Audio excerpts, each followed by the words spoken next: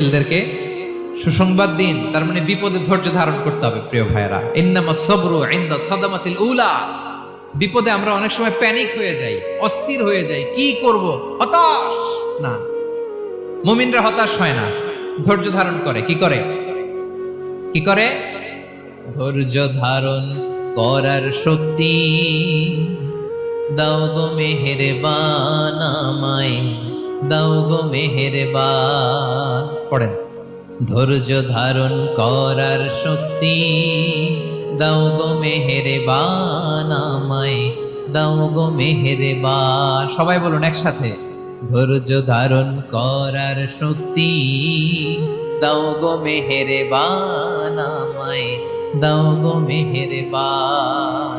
বুকের ভেতর ব্যথার নদী বইছে অবিরা, বইছে